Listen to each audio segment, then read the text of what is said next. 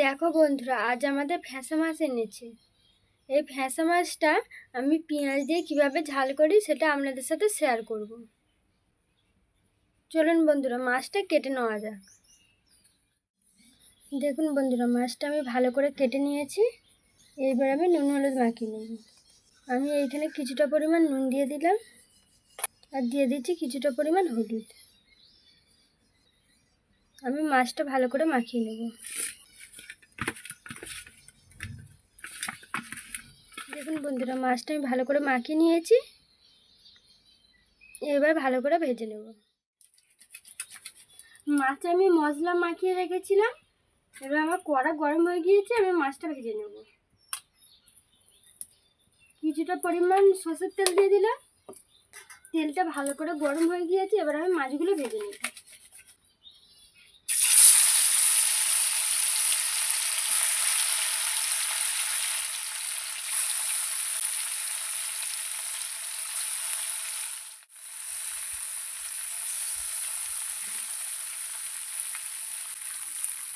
মাছটা আমি লাল লাল করে ভেজে নেব। মাছটা আমার একদিক ভাজা হয়ে গিয়েছে, মাছটা আমি এবারে উল্টে দেবো।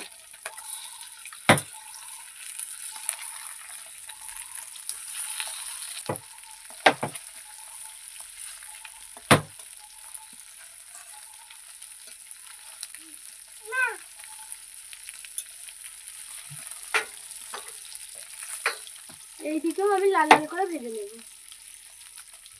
দেখুন বন্ধুরা, আমার মাছটা কড়া করে ভাজা হয়ে গিয়েছে, এবার আমি তুলে নেব।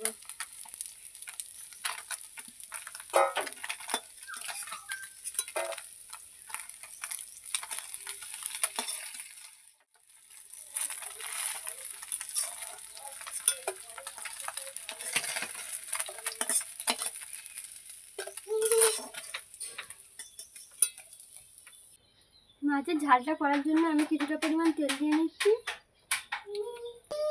মাছের ঝাল করার জন্য এখানে নিয়েছি আমি টমেটো, পেঁয়াজ, ক্যাপসিকাম আর আদা রসুন বাটা। আমি দিয়ে দেবো পেঁয়াজ।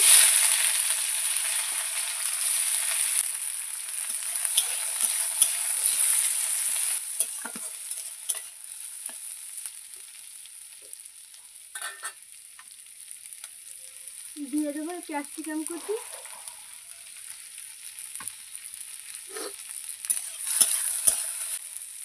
এবার দেবো টমেটো কাটা।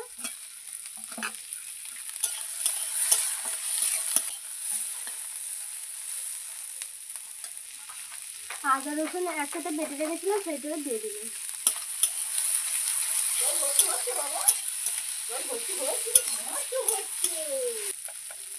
এবার দিয়ে দেবো কিছুটা পরিমাণ নুন। দিয়ে দেবো কিছুটা পরিমাণ হলুদ।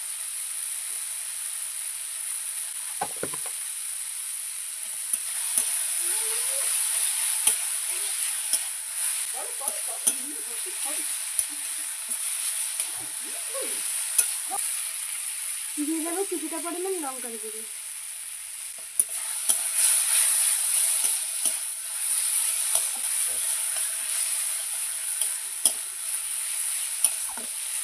আমি মশলাটা ভালো করে কষিয়ে নিয়েছি, এবার আমি পরিমাণ মতন জল দিয়ে দেবো।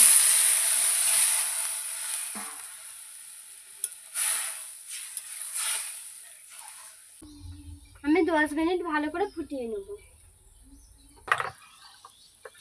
দেখুন বন্ধুরা, আমার ঝোলটা ভালো করে ফুটে গিয়েছে। এবার আমি আগে থেকে ভেজে রাখা মাছগুলো দিয়ে দেবো।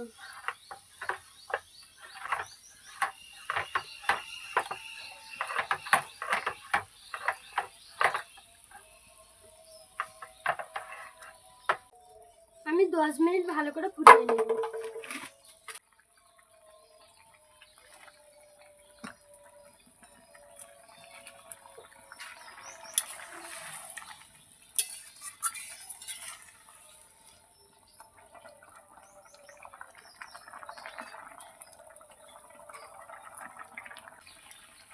আমার মাছের ঝালটি রেডি হয়ে গিয়েছে। আমি এখানে দিয়ে দিচ্ছি কিছুটা পরিমাণ গরম মশলা।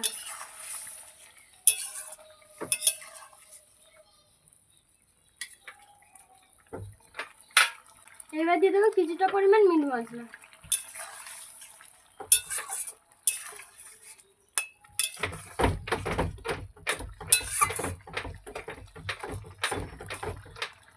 মাছের ঝালটি রেডি হয়ে গিয়েছে, এবার আমি নামিয়ে নেব।